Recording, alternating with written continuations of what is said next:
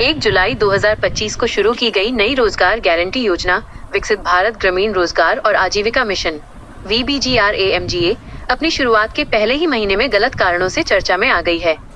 जुलाई 2025 में VBGRAMGA के तहत रोजगार मनरेगा MGNREGA की तुलना में 3 गुना कम था, जबकि नई योजना में ग्रामीण परिवारों को प्रतिवर्ष 125 दिन का काम देने का वादा किया गया है, जो मनरेगा के 100 दिनों से अधिक है। इस योजना का उद्देश्य मनरेगा की सभी समस्याओं को हल करना था। हालांकि इसके अस्तित्व के पहले ही महीने में इसके प्रदर्शन के आधार पर आकलन करना जल्दबाजी होगी, क्योंकि इस योजना में एक शुरुआती चरण टीथिंग इशू भी शामिल है। क्या यह शुरुआती समस्या है या यह इस बात का संकेत है कि योजना आगे चलकर कैसी दिखेगी?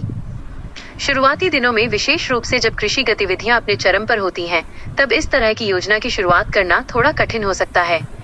जानकारों ने पहले ही सरकार को बिना पर्याप्त बहस और जल्दबाजी में कानून पारित करने के खतरों से आगाह किया था। चूंकि VBGRAMGA को तेजी से आगे बढ़ाया गया, इसलिए बजट स्पष्टता की भारी कमी थी।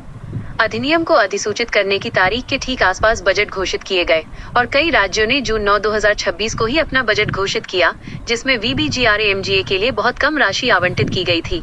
इसके लिए राज्यों को मनरेगा की तुलना में लगभग 40% अधिक राशि खर्च करनी होगी। मंत्री के दावों के विपरीत राज्यों के साथ इस पर पर्याप्त परामर्श नहीं किया गया था।